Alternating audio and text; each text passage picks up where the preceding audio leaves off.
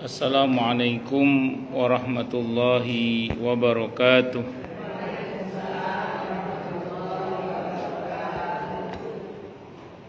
Bismillahirrahmanirrahim. Alhamdulillahi rabbil alamin. Wa bihi nasta'inu ala umurid dunya waddin. Wassalatu wassalamu ala ashrafil anbiya'i wal mursalin Sayyidina wa habibina wa syafi'ina wa qurrati a'yunina wa maulana Muhammadin wa ala alihi wa ashabihi wa dhurriyyatihi ajma'in. Amma ba'd. Ashhadu an la ilaha illallah wa ashhadu anna Muhammadar Rasulullah wa ufawwidu amri ilallah. Innallaha basirum bil ibad.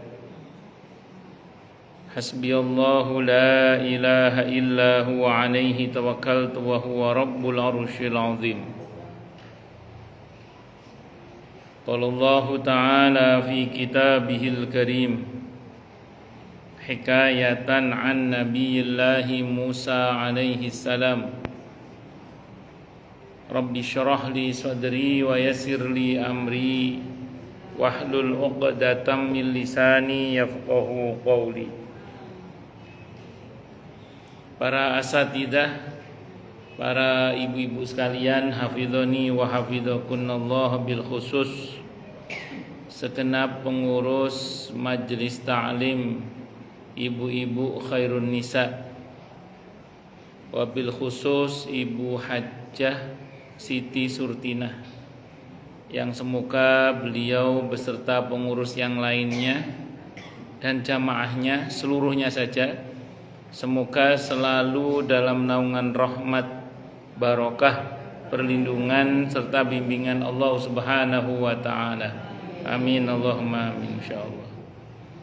Dan tentu saya doakan semoga kemuliaan ibu-ibu sekalian selalu dijaga dan ditingkatkan terus oleh Allah Subhanahu wa taala sebagai seorang muslimah, sebagai seorang istri, sebagai seorang ibu, dunia hingga syurga. Amin Allahumma amin insyaallah. Allahumma inna nas'aluka ilman nafi'a wa rizqan thayyiba wa amalan mutaqabbala wa fatahallahu lana futuhal arifin. Allahumma inna na'udzubika min ilmin la yanfa' wa amalin la yurfa' wa qalbin la yakhsha' wa du'a ila yisma'. Allahumma ati anfusana taqwaha wa zakkiha anta khairu man zakkaha anta waliyuha wa maulaha. Amin Allahumma amin insyaallah. Ibu-ibu sekalian, hafidhani wa hafidhakunallah. Sekarang hadis qudsi yang ke-59 nggih. Oh 60 gitu. Tadi tanda saya salah. Yang 60 sekarang takjilul fitri, menyegerakan berbuka nggih, buka saum, buka puasa.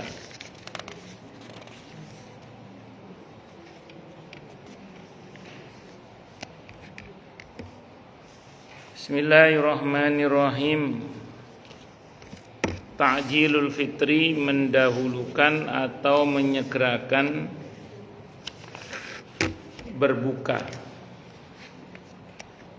Berbuka puasa maksudnya ini. Allah Subhanahu wa taala berfirman dalam hadis qudsi, "Inna ahabba ibadi ilayya a'jaluhum fitran." Inna ahabba ibadi, sesungguhnya hamba yang paling aku cintai. Inna ahabba ibadi ilayya, sesungguhnya hamba-hamba yang paling aku cintai adalah a'jaluhum fitran, yang menyegerakan berbuka puasanya. Rawahu Ahmad, telah meriwayatkan hadisnya siapa? Imam Ahmad, wa Tirmidzi dan Imam At-Tirmidzi. Hadisnya dari Abi Hurairah radhiyallahu anhu. Kalau ada orang yang mengatakan bahwa orang puasa itu semakin lapar semakin besar pahalanya, itu tidak benar. Karena kalau memang puasa ukuran pahalanya diukur dari laparnya, semakin lapar semakin besar pahalanya. Kalau diukur dari itu, lantas kenapa kok dalam syariat Islam sahur dianjurkan untuk diakhirkan dan berbuka dianjurkan untuk disegerakan? Kalau memang ukurannya adalah lapar. Makanya kalau ada orang yang mengatakan bahwa semakin lapar semakin besar pahalanya, itu tidak benar. Yang benar adalah ya semakin ikhlas, semakin benar di dalam dia berpuasa, semakin besar pahalanya. Jadi ukurannya bukan siapa yang paling lapar, bukan. Kalau siapa yang paling lapar, tadi saya ulang, itu kenapa kemudian kok malah untuk sahur disuruh mengakhirkan puasa, sementara kalau untuk berbuka disuruh untuk mensegerakan. Segera di sini Bu, maksudnya walaupun hanya cuman minum seteguk air. Karena ada sebagian orang itu bisanya cuman itu. Biasanya plus gorengan. Wah, monggo silakan, tidak apa-apa. Kurma Ustaz silakan, tidak ada masalah. Kalau di dalam sunnahnya itu mensegerakan itu di samping minum air yang utama ya. Yang kedua menggunakan rutok, kurma basah. Kalau punya. Kalau enggak punya, kurma kering. Kalau enggak punya kurma kering, dengan yang manis-manis itu sunnah menurut fikih ya. Ini terlepas dari bagaimana pertimbangan kesehatan, itu ahlinya nanti bicara. Tapi secara umum, secara fikih maksud saya, urutan berbuka itu begitu. Jadi kalau pas bulan Ramadan, kalau di rumah punya rutop, sunnahnya pakai rutop. Baru kemudian yang kedua, kalau nggak ada rutop, kurma kering. Kalau nggak ada kurma kering, maka yang manis-manis. Saya ulang, ini terlepas dari ilmu kesehatan ya, karena nanti masing-masing orang kasusnya bisa berbeda-beda. Karena ada sebagian orang yang mungkin tidak ada masalah, tapi yang bermasalah kesehatannya ya jangan, itu maksud saya begitu. Nah terus kemudian, kalaupun misalnya kita berbuka dengan yang ringan terlebih dahulu, karena biasanya begitu. Biasanya kalau buka puasanya di masjid terutama, itu berbuka dengan yang ringan. Saya itu salat maghrib. Ada setelah salat maghrib buka berat, ada yang nanti buka beratnya setelah tarawih, terserah, tidak ada masalah. Yang penting mensegerakan berbuka walaupun hanya dengan seteguk air. Ini nanti sama dengan sahur Bu, sahur sama. Sahur itu mengakhirkan sahur itu, ibu makannya malam tidak ada masalah. Nanti yang menjelang subuh itu sekedar minum walaupun dengan seteguk air. Kok bisa gitu Ustaz? Kayak saya ini kan sering qadarullah, alhamdulillah, masya Allah kan kalau bulan Ramadan sering ada jadwal kuliah subuh. Beberapa tempat kan agak jauh.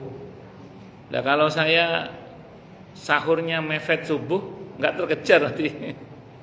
Akhirnya saya sering sahur itu ya jam 3 kadang. Kan masih jauh dari subuh. Kalau sekarang kan subuhnya jam 4.30 ya kira-kira. Nah jadi masih agak jauh juga. Nah baru nanti menjelang subuh di masjid yang dimaksud itu, saya mengakhiri dengan minum, memulai sahur, mengakhiri sahur di akhir waktunya dengan minum untuk mendapatkan barokah di waktu sahur itu. Itu seperti itu. Jadi boleh, tidak apa-apa. Jadi yang penting mendahulukan walaupun hanya dengan minum, mengakhirkan walaupun hanya dengan apa tadi Bu? Minum dengan seteguk air tadi itu. Walaupun hanya dengan seteguk air itu. Namun ada juga begitu adzan langsung minum dan makan berat juga ada. Ya tidak apa-apa, silakan aja, kan kondisi orang beda-beda nggih. Iya, kondisi orang itu beda-beda. Saya secara pribadi kadang kalau jadwal tarawih agak jauh, itu dari rumah itu bawa air sama istri dibawain kurma biasanya. Kurma 3 atau 5 atau 7 biji. Tapi yang kemakan paling cuma 1 sampai 3. Nah, terus setelah itu ya ngimami tarawih, habis tarawih baru makan berat biasanya. Kecuali kalau pas maghrib sampai di masjid di mana kita akan tarawih, itu biasanya untuk ustadznya disediakan makanan biasanya. Tapi kalau enggak ya kurma itu aja di jalan itu. Kadang masjid tempat transit ada takjilnya ya alhamdulillah. Cuma kadang karena buru-buru ya enggak makan takjil di masjid itu karena buru-buru kan mau tarawih. Yang penting berbuka Bu ya, walaupun hanya dengan air dan kurma. Saya ulang, kalau mau langsung makan berat boleh, tidak apa-apa, silakan aja. Yang penting disegerakan itu. Hadis ini menganjurkan orang yang saum untuk berbuka segera setelah diketahui matahari benar-benar telah terbenam. Baik saum wajib yakni saum bulan Ramadan dan saum nadar ataupun saum sunnah. Nah, puasa ini melatih kita Bu untuk tidak makan dan minum atau tidak melampiaskan syahwat kecuali nunggu perintah Allah. Makanya puasa ini menuntut adanya kejujuran. Begitu dur baru, artinya dur saya masuk adzan maghrib baru kita segera berbuka. Ibu-ibu nggak ada orang nih, nggak ada siapa-siapa kecuali Allah sama ibu aja. Terus di depan udah ada hidangan. Maghrib kurang 1 menit berani nggak makan? Walaupun nggak ada orang, kenapa? Karena kita nunggu perintah Allah, betul nggih? Begitu diperintah oleh Allah, baru kita makan, baru kita minum. Allahu Akbar. Ibu-ibu berkumur, bisa nggak diam-diam tahu-tahu ngelek air, bisa nggak? Bisa. Tapi ibu-ibu tidak melakukan ya. Kenapa? Karena memang ibadah puasa itu menuntut adanya kejujuran. Dan kita dilarang berlaku khianat. Jadi Ramadan itu Bu melatih kita untuk tidak berbuat kecuali atas perintah Allah. Termasuk dalam hal yang kelihatannya sepele, yaitu perihal makan dan minum. Mungkin saya sering nanya di sini Bu ya. Ibu-ibu kalau lapar ngapain? Berarti makan karena lapar. Kalau makan karena lapar, kalau di fikih Bu, secara hukumnya mubah Bu. Jadi secara fikih, kalau ibu makan karena lapar, maka hukumnya apa tadi Bu? Mubah. Mubah itu artinya boleh, tidak ada pahalanya, tidak ada dosanya. Itu mubah namanya itu.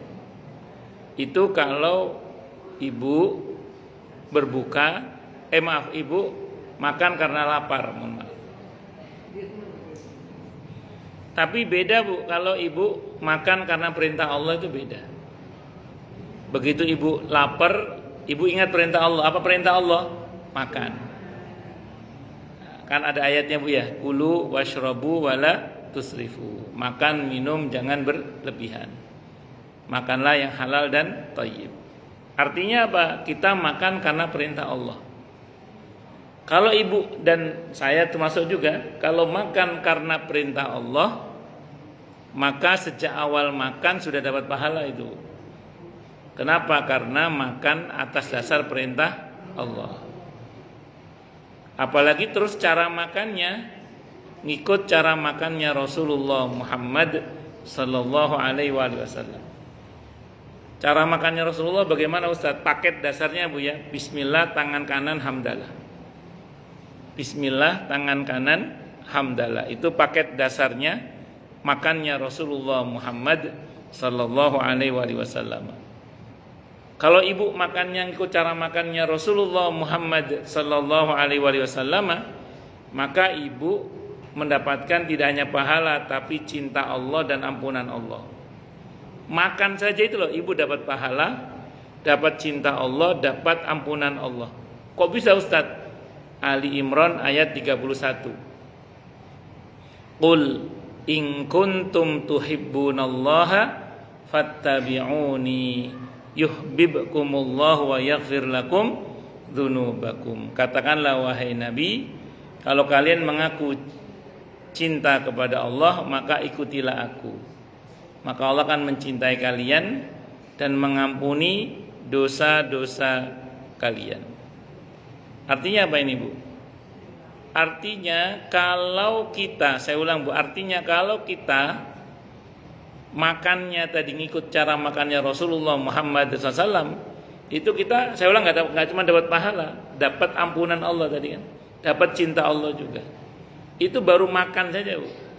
Belum nanti minum, belum tidur. Jadi mulai sekarang dilatih, Bu ya.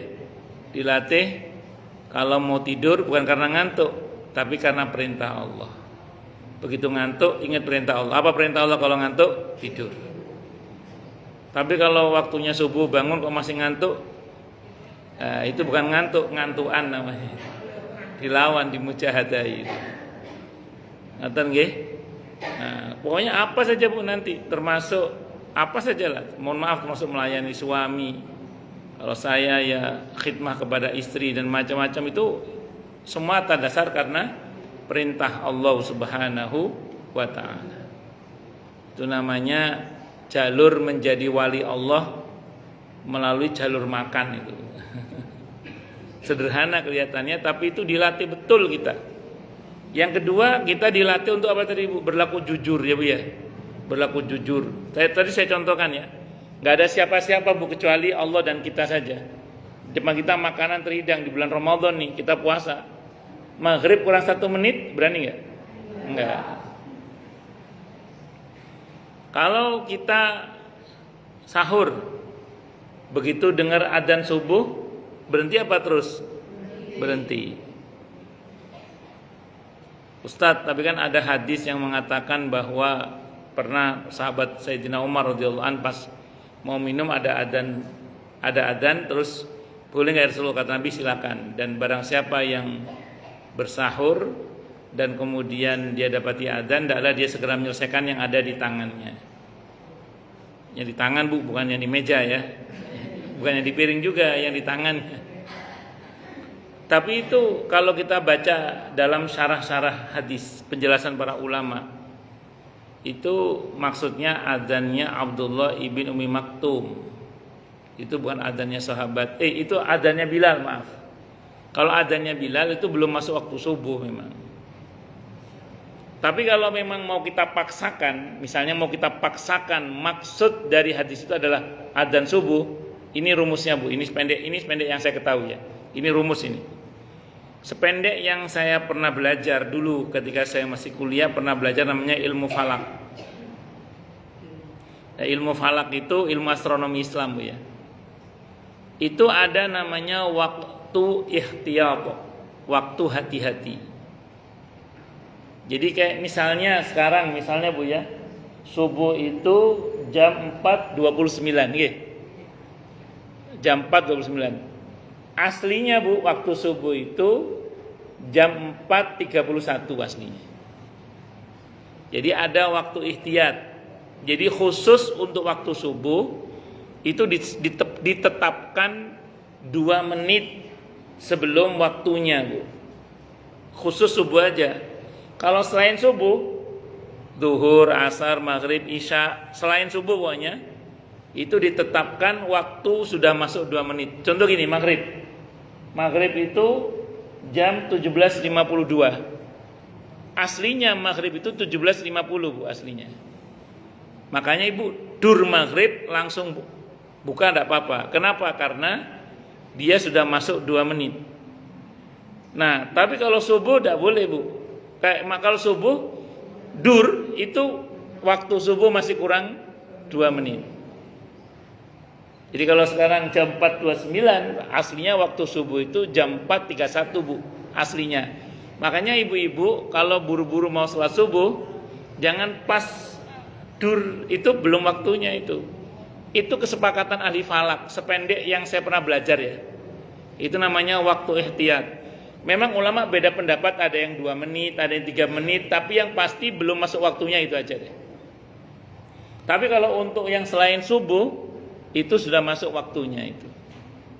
Zuhur, asar, maghrib, isya itu. Makanya kalau ada dur maghrib, nah itu sudah masuk 2 menit itu.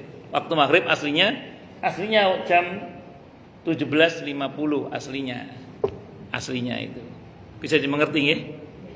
Nah, makanya kalau sahur andekan mau dipaksakan maknanya adalah adzan subuh yang dimaksud dalam hadis itu, maka itu maksudnya adzan subuh yang tepat waktu, yang itu notabene waktu subuh masih kurang 2 menit. Makanya kalau terlanjur pegang air, segera minum yang di air itu, yang di tangan itu. Yang di tangan loh ya, bukan yang di piring.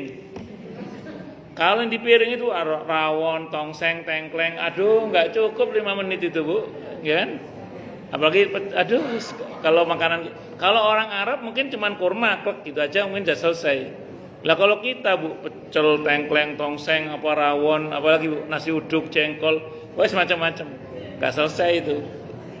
Nah, makanya selesaikan tangannya, segera minum aja, segera minum selesai. Asalkan adzan subuhnya tepat waktu lah ya. Kalau adzan subuhnya enggak tepat waktu, misalnya muadzinnya molor ya sami mawon. Itu seperti itu. Makanya harus punya waktu yang tepat sehingga ketika pas adzan subuh dur itu aslinya waktu subuh masih kurang 2 menit itu. Maka segera tidak apa-apa. Kalau memang penjelasan hadis tadi mau dipaksakan, itu adalah subuh, adzan subuh maksudnya. Tapi pensyarah hadis kebanyakan sependek yang saya pelajari itu maksudnya dalam hadis itu adalah adzannya sahabat Bilal yang notabene memang masih belum masuk waktu subuh. Ngoten nggih, wallahu alam bisawab. Berkenaan dengan ini kita dapati beberapa hadis Nabi kita Muhammad sallallahu alaihi wasallam, antara lain la yazalun nasu bi khairin ma ajjalul fitrar wal asyaykhan.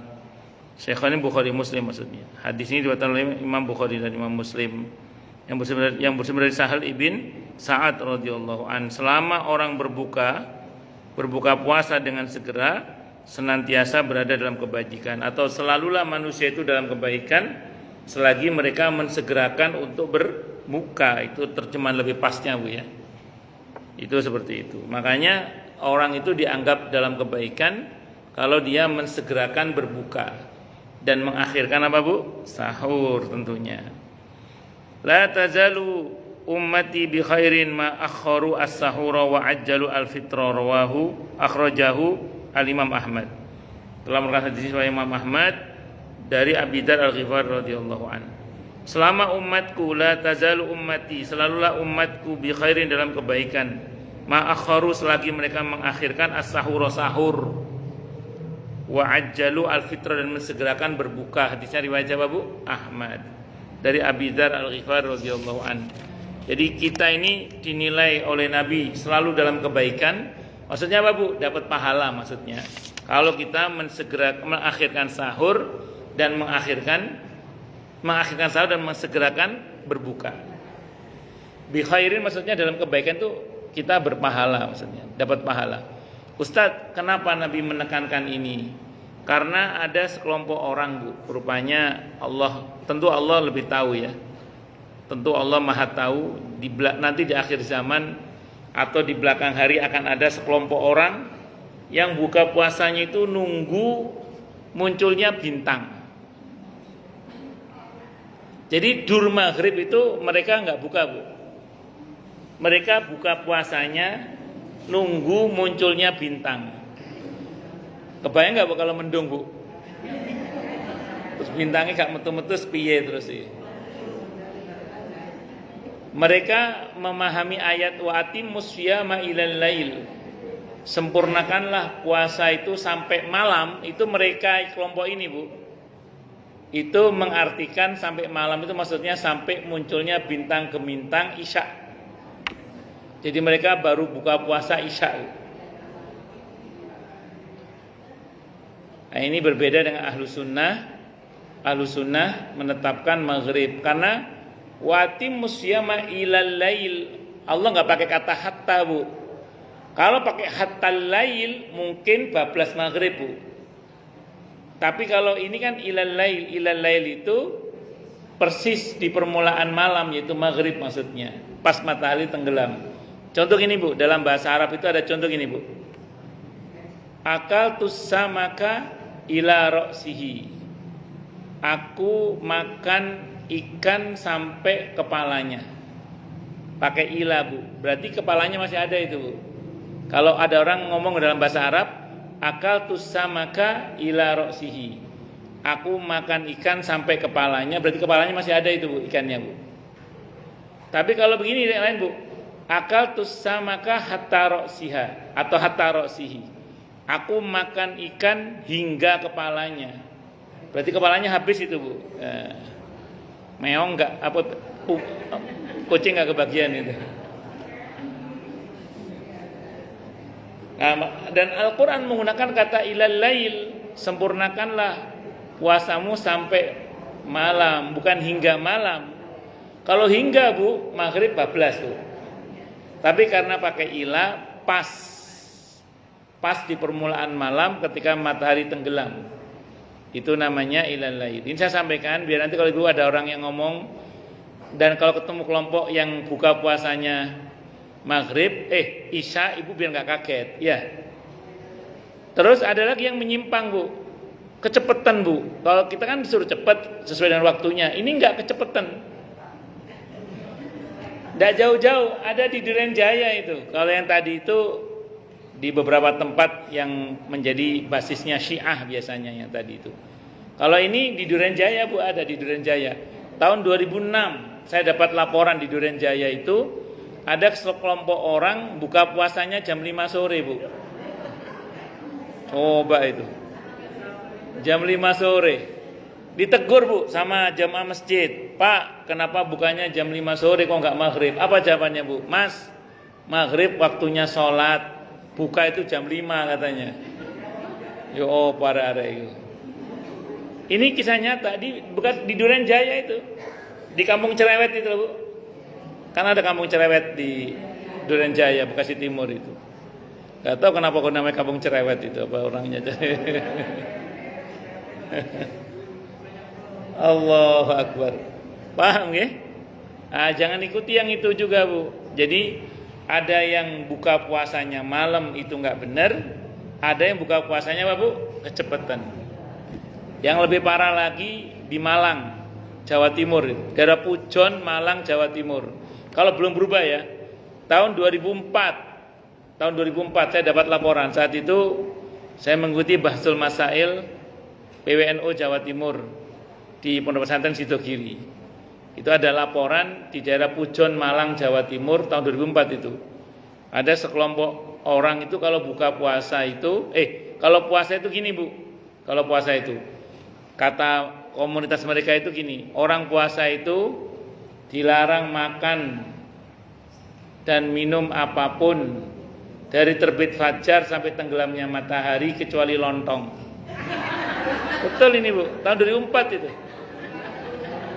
Daerah Pujon, Malang, Jawa Timur tahun 2004. Nggak tahu Ibu masih nututi apa enggak itu.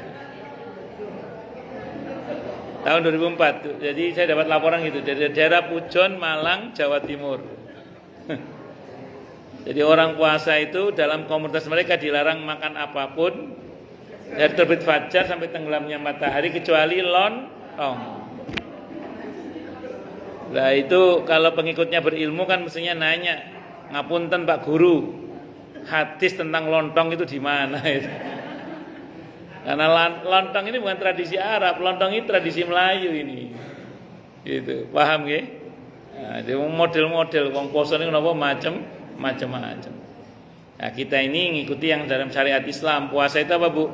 Menahan diri dari hal-hal yang dapat membatalkan puasa, dari terbit fajar sampai tenggelamnya matahari, disertai dengan niat. Khusus untuk puasa sunnah boleh niat setelah subuh asal belum berbuat sesuatu yang membatalkan puasa. Kalau untuk puasa wajib, terutama puasa Ramadan, harus sudah niat sebelum matahari terbit. Ya, sebelum terbit fajar maksudnya. Sebelum terbit fajar, maaf. Artinya niatnya harus dibermalamkan sebelum terbit fajar. Untuk puasa wajib, terutama Ramadan. Kalau untuk puasa sunnah boleh setelah subuh baru niat, asalkan belum berbuat sesuatu yang dapat membatalkan puasa. Karena Nabi pernah sesaat ketika menemui istrinya, beliau bertanya, apakah ada makanan? Tidak ada ya Rasulullah. Ya sudah, hari ini aku puasa. Jadi niatnya baru ketika setelah tidak ada makan baru niat beliau. Itu boleh, tidak apa-apa. Itu namanya puasa sunnah mutlak. Puasa sunnah mutlak. Supaya poso karena Allah. Itu seperti itu. Lanjut. Dalam hadis yang diriwayatkan oleh Abi Dawud, dilukiskan sebab dan rahasia menyegerakan berbuka saum. La yazalud dinu zahiran ma'ajjalan nasul fitrah li'anna al-yahuda wan nasara yuakhirun. Rawahu Abu Dawud, nanti saya kata Abi Dawud. Dari Abi Hurairah radhiyallahu anhu.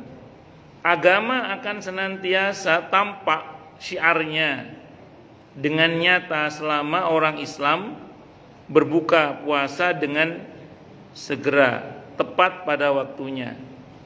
Sebab orang-orang Yahudi dan orang-orang Nasrani melambatkannya. Jadi ya tadi kelompok sebelah itu ada yang sampai Isya bahkan baru berbuka karena mereka memang kiblatnya agama sebelah memang. Karena dulu yang membidani kelompok itu memang seorang Yahudi dari Yaman, namanya Abdullah bin Sabah. Makanya perbuatannya mirip-mirip itu. Kalau di Nasrani sebenarnya puasanya sama dengan kita, cuman saya nggak tahu sejak kapan itu berubah gitu ya.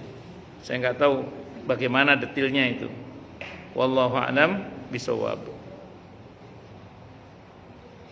Dalam hadis qudsi lainnya terdapat berbagai hal tentang saum, antara lain al-hasanatu asyru amsalihha wa azidu wasayyi'atu wahidatun wa amhuha wa sawmuli wa ana ajzi bihi as-sawmu junnatun min adabillahi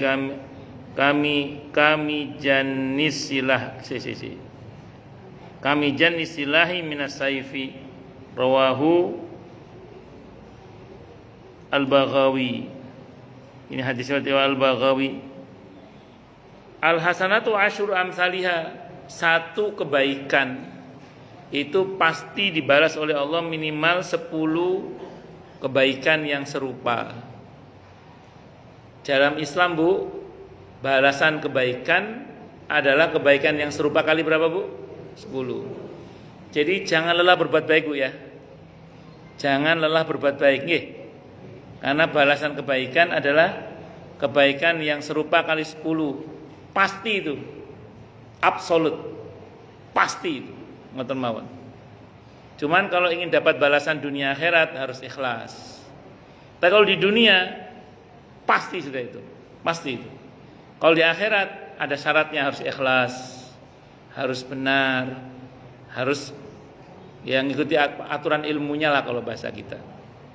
Itu seperti itu. Tapi secara umum balasan kebaikan adalah kebaikan yang serupa minimal, Bu, kali 10.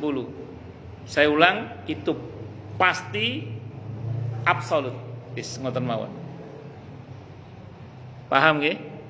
Pokoknya jangan lelah berbuat baik. Kalau ibu-ibu mengatakan begini, apa Pak Ustadz kene senyum yang tetangga malah cemburut buang muka gitu misalnya. Apa Ustadz? Kita ini udah berbuat baik, air susu dibalas air tuba. Wah, ada begitu nggih? Ada itu macam-macam. Seringkali gayung tak bersambut Ustadz. Wah gampangane nggak sesuai dengan harapan. Bu, pengen balasan dari Allah apa dari makhluk gitu aja. Kalau makhluk memang sering mengecewakan. Kalau Allah tidak. Makanya ditata niat yang ikhlas. Nggih, berbuat baik itu karena Allah. Makhluk mau bales gak bales sak karepmu, aku gak paten. Ngoten mawon nggih. Wis sak karepmu, bales rak bales sak karepmu. Yang penting balasan dari Allah. Nah, kalau kenapa Bu? Oh gitu ya. Ada sesuatu di sini Bu ya, ada kuc-kuc hutahe gitu. Enggak, maksudnya gini Bu, kita harus belajar itu. Wes makhluk balas enggak terserah, yang penting balasan dari Allah. Wong kita itu loh Bu, yang penting balasan dari Allahnya itu. Dan Allah menjanjikan pasti absolut, mesti ya. Ngoten mawon. Di dunia mau ikhlas enggak ikhlas pasti dibalas. Kalau di dunia ya. Kalau di akhirat memang butuh ikhlas karena terkait dengan iman, niat yang tulus karena Allah. Itu kalau balasan di akhirat. Tapi kalau di dunia mesti non sewu nggih, orang kafir sekalipun kalau berbuat baik Allah balas kebaikannya. Di dunia loh ya, di dunia. Di dunia absolut pasti itu. Itu seperti itu. Satu kebaikan minimal 10. Minimal itu 10 itu bisa 700, bisa tak berhingga. Nah, ngoten nggih? Itu minimal. Makanya saya ulang Bu, jangan lelah berbuat baik.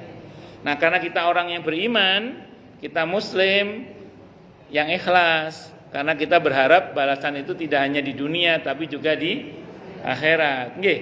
Nah, ngoten. Makanya mulai sekarang enggak usah fokus pada balasan makhluk, fokus saja pada balasan dari Allah. Pun.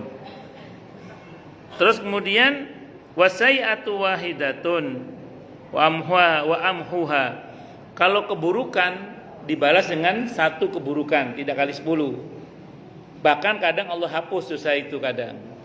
Jadi kalau keburukan satu dapat satu, terus kadang Allah hapus dengan Allah ampuni maksudnya gitu. Kalau rumusnya berarti kalau keburukan dibalas dengan keburukan yang serupa, enggak pakai kali 10 Bu. Famay ya'mal misqala dzarratin khairan yara wa may ya'mal misqala dzarratin syarran yara. Berarti kalau ada orang yang berbuat jahat juga sama Bu, pasti akan dibalas kejahatan itu dengan kejahatan yang serupa. Tidak dikalikan 10. Pasti, absolut itu sudah. Pasti itu. Nah, kalau ini Bu, kalau keburukan enggak butuh ikhlas Bu kalau untuk dapat balasan di akhirat. Jadi mau ikhlas nggak ikhlas di akhirat tetap dibalas. Kalau di akhirat, kalau untuk keburukan, kecuali taubat Bu tadi. Kalau taubat diampuni oleh Allah, nggak dibalas. Atau dia berbuat sesuatu yang membuat keburukannya dihapus oleh Allah. Entah dia berbuat kebaikan, entah dia berbuat apalah yang sekiranya dengannya kemudian dosa itu dihapus. Kalau itu nggak pernah dibalas di akhirat loh ya. Tapi kadang dampaknya di dunia tetap dirasakan Bu. Karena di antara nama dosa itu adalah ismun. Ismun itu apa artinya Bu? Buntut. Di antara artinya ismun itu adalah buntut yang panjang. Kadang perbuatan dosa itu buntutnya panjang. Kalau suka melacur penyakit akibatnya. Karena kata niku Syekh Dangdut Romai Rama niku. Kalau suka tak jujur tak akan dipercaya. Ngerti lagu nggih? Saya enggak boleh nyanyi lama-lama nanti luntur ustaz saya nanti. jadi itu namanya ismun, buntutnya panjang. Nun sewu nggih, orang yang suka melacur penyakit akibatnya. Kalau suka tak jujur tak akan dipercaya. Ada enggak Bu orang sudah tobat dari kebiasaannya melacur tapi dia masih kena penyakit? Di dunia dia dapat tetap sistem dunia tetap berjalan Bu. Itu sunnatullah namanya. Tapi kalau dia betul-betul bertobat, insya Allah di akhirat nggak dibalas, insya Allah sudah diampuni oleh Allah SWT. Tapi dunia tetap berjalan. Orang kalau nggak jujur dia nggak akan dipercaya. Walaupun dia udah tobat, nggak semua orang masih ragu-ragu ini benar tobat apa enggak kan gitu. Itu sistem dunianya, Bu. Sistem dunianya. Kalau sistem akhiratnya, kalau dia betul-betul bertobat tidak akan Allah balas sama sekali tidak Allah balas. Karena Allah nggak peduli dengan masa lalunya kalau dia betul-betul tobat loh ya. Itu seperti itu. Paham ya? Nah, itu seperti itu. Makanya kalau ada orang berbuat dosa, dosanya kok buntutnya masih panjang, itu di dunia saja. Asal dia tobat, akhirat nggak akan dibalas. Tapi sudahlah di dunia dibalas, nggak tobat, akhirat kena lagi itu. Dunia akhirat kena balasan itu. Naudzubillahi min syarri dzalik. Ngoten nggih? Gitu. Kan ya begitulah kira-kira ismun itu buntut yang panjang tadi itu. Lanjut. Wasaumuli, dan sementara kalau untuk puasa itu milikku kata Allah. Wa ana ajzi bihi, dan aku yang akan membalas langsung puasa itu. Jadi kalau tadi ada 10 balasan minimalnya, kalau untuk puasa nggak ada minimalnya, Bu. Terserah Allah mau ngasihnya berapa. Jadi kalau ibu kerja dengan gaji yang pasti itu ibadah selain puasa, Bu. Kalau untuk puasa kita tidak digaji pasti, Bu. Suka-suka Allah ngasihnya. Bisa nggak dikasih sama sekali? Bisa nggak, Bu? Bisa. Yang kata Nabi Aukamakal, betapa banyak orang yang berpuasa tapi dia tidak mendapatkan apa-apa kecuali lapar dan dahaga saja.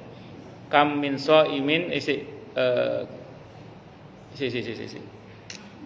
kam min siyamin, betapa banyak orang yang kam min shaimin kok lupa saya bahasa Arabnya. Pokoknya berapa banyak orang yang berpuasa dan Allah tidak punya keinginan untuk memberikan dia pahala, gitu aja lah, kecuali lapar dan dahaga saja. Wis ngoten mawon. Pernah dengar hadis itu ya? Wis ngoten mawon. Jadi aukamakal. Jadi intinya orang itu tidak mendapatkan bagian pahala sama sekali. Atau dia mendapatkan pahala yang luar biasa gara-gara memang enggak terukur. Kenapa? Karena memang puasa itu pahalanya terserah Allah, Bu. Betul-betul terserah Allah. Nah sekarang pandai-pandainya saja kita mencari ridha Allah, simpatiknya Allah, supaya Allah kasih banyak, Bu. Nah makanya puasa itu jangan cuma memperhatikan fikihnya, dohirnya saja, tapi spirit di dalamnya harus dijaga juga. Seperti menjaga pandangan, menjaga lisan, menjaga pendengaran. Jadi nggak cuma mempuasakan diri dari hal-hal yang dapat membatalkan puasa, tapi termasuk mempuasakan diri dari hal-hal yang dapat merusak pahala puasa. Pas bulan Ramadan beberapa tahun yang lalu, ada orang SMS saya, orang sini, saya nggak sebut namanya. Saya nggak sebut namanya. Beliau SMS saya, belum zamannya WA, zamannya SMS masih. Nanya ke saya, orang sini pokoknya ya. Saat itu ketua MTI-nya belum Bu Nurul Rahim, Bu Haja Nurul Rahim, bukan, belum masih orang lain. Pokoknya zaman masih SMS lah, sinten ketua ngajen dulu itu. Sinten? Belum. Jadi ceritanya itu SMS Bu Haji ke saya. Ustadz, pas bulan Ramadan itu, tadi pagi saya menggunjing Ustaz, ngerasani orang. Apakah pahala puasa saya hilang Ustaz? Ngomong gitu ke saya. Saya jawab hilang, saya bilang gitu. Karena kan ada hadis Nabi kan bahwa orang yang tidak bisa menjaga lisannya dari perkataan yang kotor, itu Allah nggak punya kepentingan untuk ngasih dia pahala terkait dengan puasanya kecuali lapar dan dahaga saja. Saya bilang habis, saya bilang gitu. Kalau gitu saya nggak usah puasa kali Ustaz ya, dia bilang gitu. Terus saya SMS balik, ibu masih hidup? Masih Ustaz, masih. Ya udah tobat, saya bilang. Tobat. Rupanya beliau nggak mau rugi. Emang kalau saya tobat pahalanya balik Ustaz? Coba bayangkan. Ibu-ibu sini itu nanya. Tenang, orangnya nggak ada orangnya. Atau ada tapi nggak kelihatan. Jadi ibu masih hidup? Masih Ustaz, masih. Ya sudah tobat Bu, saya bilang. Kalau tobat, apakah balik pahalanya Ustaz? Saya bilang, balik Bu, balik, saya bilang. Kalau ibu tobat pahalanya balik. Masa Ustadz, ibu manggil saya Ustadz, bilang masa, saya bilang gitu. Ada dalilnya Bu, saya bilang. Mana dalilnya Ustadz? Al-Furqan ayat 70. Illa man taba wa amana wa amila amalan soliha faulaika yubaddilullahu sayyiatihim hasanat. Kecuali orang-orang yang mau bertobat, beriman dan beramal saleh, mereka itulah yang akan diganti oleh Allah keburukannya dan kebaikan-kebaikan. Diganti dosa diganti dengan pahala, dosa diganti dengan ampunan, termasuk pahala yang hilang diganti oleh Allah dengan pahala yang baru yang lebih baik. Itu begitu. Makanya kalau misalnya kita puasa nih, maaf namanya orang ibu ya kadang mulut keceplosan atau mata jelalatan, namanya manusia kadang. Kita udah berusaha nahan. Ya sudah, paling enggak astagfirullah. Lagi ngapain tuh astagfirullah. Nah, itu insyaallah Bu yang tadinya pahalanya hilang balik lagi insyaallah. Nah, yang penting kita tobat minta ampun kepada Allah Subhanahu wa taala. As-saumu junnatun, puasa itu perisai. Min adzabillah, dari azab Allah. Kami janisilahi minas saif, seperti atau laksana senjata tameng terhadap pedang. Jadi kalau orang rajin puasa, insya Allah selamat dari siksa atau adab asal puasanya benar. Makanya orang itu Bu, kalau puasanya benar, kata Allah la'allakum tattaqun, agar kalian bertakwa. Itu terjemahannya Bu ya. Di antara tafsirnya la'allakum tattaqun adalah agar kalian selamat dari siksa api neraka. Makanya di bulan Ramadan, khusus bulan Ramadan, tiap malam, bukan cuma 10 hari terakhir Bu, tiap malam Allah membebaskan. Ada yang mengatakan tiap hari, bukan tiap malam, tiap hari. Ada yang mengatakan, dan satu riwayat tiap malam, dan satu riwayat tiap hari. Ada hamba-hamba Allah yang Allah nyatakan bebas dari siksa api neraka. Semoga kita, kedua orang tua kita, guru-guru kita, keluarga kita seluruhnya masuk di dalamnya Bu. Amin. Allahumma amin insyaallah. Saya kira ini Bu yang bisa saya sampaikan, semoga bermanfaat. Baik, silakan Bu yang mau tanya, protes, marah boleh silakan. Monggo. Kalau ada, kalau nggak ada, nggih monggo Bu, monggo.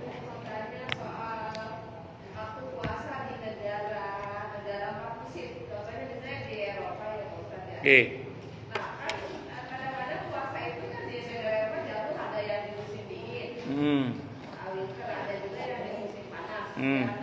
Jelas kalau musim panas itu kan siangnya lebih lama. Ya. Kalau musim dingin kan malamnya lebih lama. Nah itu yang diikuti untuk berbuka dan sahur itu waktu Arab atau waktu setempat gitu.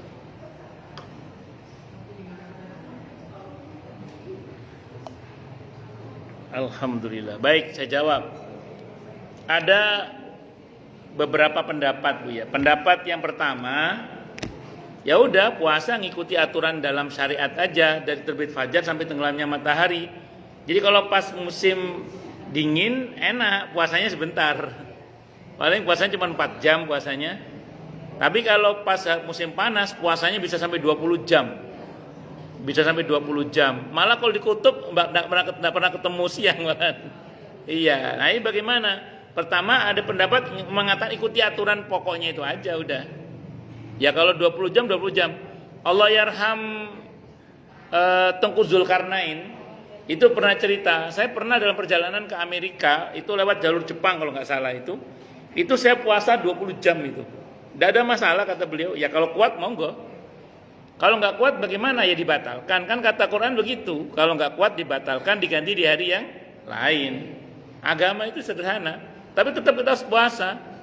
Adapun tidak kuat dibatalkan, diganti di hari yang lain. Walaupun saya dengar-dengar nggak tahu betul apa enggak. Konon kalau di negeri-negeri yang kayak gitu itu mereka punya pil itu. Pil itu biasanya yang dipakai oleh para astronot itu loh, yang sekali makan itu bisa kenyang. Iya, bisa kenyang mereka itu. Ya, mereka sudah punya caranya sendiri. Tapi secara umum begitu pendapat yang pertama. Ada pendapat yang kedua mengatakan seperti yang pernah saya ikuti kajiannya ya. Ikuti negara terdekat yang normal. Yang normal. Ya saya nggak tahu kalau di daerah mana itu yang terdekat yang normal itu negara apa, ngikuti negara tersebut. Ada pendapat yang kedua mengatakan demikian. Wallahu alam. Besok kalau ibu nanya saya lebih condong pada aturan syariatnya aja. Dari terbit fajar sampai tenggelamnya matahari, ikuti itu aja udah. Sampai selesai. Kalau kuat, nggak kuat nggak apa-apa. Diganti dari yang lain. Nanti nunggu yang sekiranya kuat kita gitu. Kalau ibu tinggal di negeri yang seperti itu. Ngoten nggih? Wallahu alam bisawab. Nggih.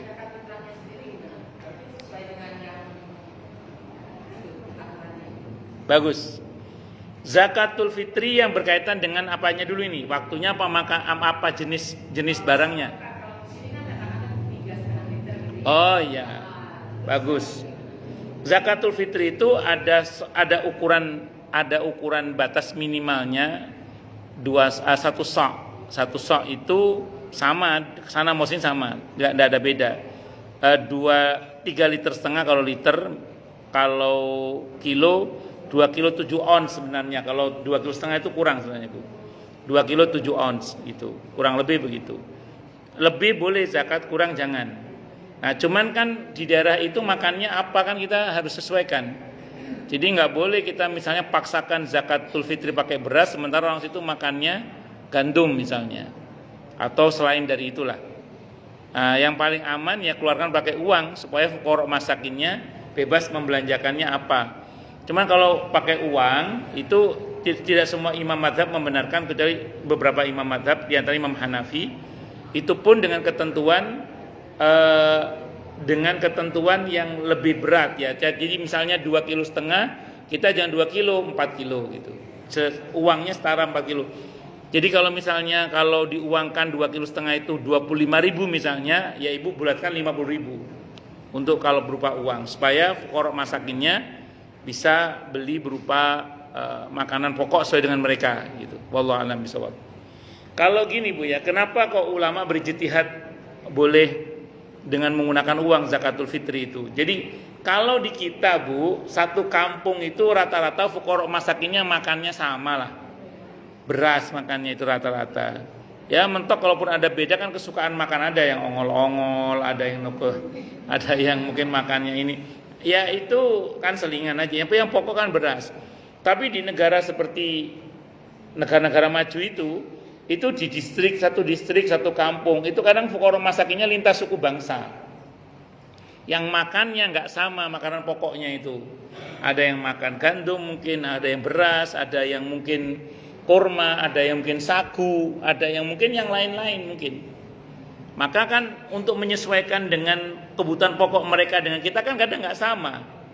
Ya yang paling aman pakai uang itu udah. Kalau pakai uang nanti terserah dia mau beli apa kayak gitu. Cuman kalau pakai uang dalam mazhab Hanafi disuruh melebihkan dari soknya yang seharusnya itu. Ngoten nggih? Wallahu a'lam bishawab. Ya tadi kalau misalnya kalau diuangkan 1 sok itu 25.000 misalnya, maka digenapkan menjadi 50 gitu. Ya gitu kira-kira nggih. Wallahu a'lam bishawab. Monggo nggih, monggo Bu.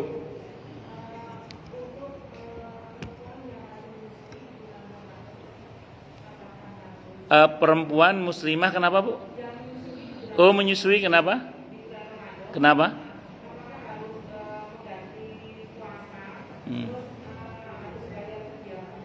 Bagus. Kalau di dalam fikih madhab Syafi'i, wanita yang menyusui kalau dia tidak kuat berpuasa karena khawatir anaknya, itu dia wajib di hari yang lain mengganti dengan puasa dan bayar fidyah. Dalam mazhab Syafi'i dulu, saya pakai mazhab Syafi'i dulu ya. Kalau yang bersangkutan khawatir akan dirinya, bukan anaknya, dirinya, maka cukup dengan mengganti dengan puasa saja, tidak perlu membayar fidyah. Itu di dalam fikih mazhab Syafi'i. Kalau ini dirasa berat, masih ada beberapa pendapat para ulama. Pendapat yang kedua ini dari Abdullah bin Umar radhiyallahu anhuma sama Abdullah bin Abbas radhiyallahu anhuma. Kalau istrinya sedang hamil atau menyusui, itu cukup dengan bayar fidyah saja, tidak harus mengganti dengan puasa di hari yang lain. Ini pendapat Abdullah bin Umar dan Abdullah bin Abbas, karena beliau mengkategorikan wa 'alal ladzina yutiquna fidyatun ta'amu miskin, orang yang tidak mampu membayar di hari yang lain, maka dia boleh hanya membayar fidyah saja. Itu dikategorikan dalam kategori ayat itu adalah wanita yang hamil dan wanita yang menyusui. Itu kata Abdullah bin Umar dan Abdullah bin Abbas radhiyallahu anhuma. Itu yang pernah saya baca dalam fikih sunnah ya, fikih sunnah saya sabik. Tapi akan lebih baik tetap walaupun dibayar pakai fidyah, kalau suatu saat anaknya sudah cukup besar dan sudah disapih dan dia sudah bisa berpuasa, mengganti dengan puasa itu lebih menenteramkan. Karena di Al-Baqarah itu ketika Allah bicara tentang keringanan, tetap ada perintah yang mengatakan wa antasumu khairul lakum. Jadi kalaupun kita boleh membayar dengan fidyah, kalau kita sanggup berpuasa, berpuasa itu lebih baik. Kalau saya prakteknya ini, kalau ke istri saya. Jadi karena istri saya kan selepas Ramadan masih menyusui dan tidak kuat, masih belum kuat mengganti di hari setelahnya itu, biasanya saya ngomong gini, sudah berusaha saja diganti dengan puasa dulu. Sambil jalan kalau mampu ya. Bahwa kemudian sampai bulan Sya'ban menjelang Ramadan tahun yang berikutnya, itu kok belum nggak kemput gitu ya, nggak kemput. Itu nggak kemput itu apa? Nggak lunan, nggak selesai puasanya.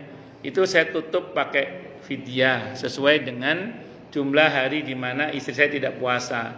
Tapi tetap saya tekankan nanti di tahun-tahun berikutnya, kalau sekiranya anak sudah betul-betul disapih, kan anak itu nyusunya macam-macam Bu ya, ada yang setahun, ada yang 2 tahun. Kalau arahan Quran kan 2 tahun sempurna kan, itu 2 tahun sempurna itu arahan Qurannya. Anak-anak saya rata-rata setahun lebih nyusunya itu, rata-rata setahun lebih. Otomatis 1 tahun itu kadang nggak kemput itu karena sambil nyusui itu. Apalagi kalau nyusunya, iya itu. Nah makanya saya pakai solusi itu tadi. Jadi tetap saya sarankan untuk mengganti dengan puasa karena itu lebih baik. Arahan Qurannya begitu. Terus kemudian kalau sampai bulan Sya'ban nggak selesai juga, saya tutup pakai fidyah. Tapi tetap saya arahkan untuk berpuasa kalau suatu saat anak-anak memang sudah betul-betul disapi. Ngoten Bu nggih? Wallahu a'lam bishawab. Mengenai bayar fidyah plus puasa, oke ulama beda pendapat. Yang penting kalau bisa tetap diganti dengan puasa selagi memang mampu nggih. Wallahu a'lam bishawab. Monggo yang lain silakan kalau ada. Kalau ada. Kalau enggak ada berarti jelas semua. Atau tidak jelas semua. Oh, cukup nggih. Kita tutup dengan doa nggih. Asyhadu an la ilaha illallah wa asyhadu anna Muhammadar Rasulullah. Allahumma shalli wa sallim wa barik ala sayyidina maulana Muhammadin wa ala alihi wa ashabihi wa dzurriyyatihi ajmain walhamdulillahi rabbil alamin. Ya dzal jalali wal ikram ya hayy ya qayyum ya arhamar rahimin ya wadud ya ghafar ya mujib da'awat. Allahumma inna nas'aluka bi annana nashhadu annaka antallah la ilaha illa anta al-ahadu as-samadu alladzi lam yalid wa lam yulad wa lam yakul lahu kufuwan ahad. Allahumma ighfir lana dzunubana wa li walidina wa li masyayikhina wa li ashabil huquqil wajibati alaina. Rabbana ighfir lana wa li ikhwanina alladhina sabaquna bil iman wa la taj'al fi qulubina ghillan lil ladzina amanu rabbana innaka ra'ufur rahim.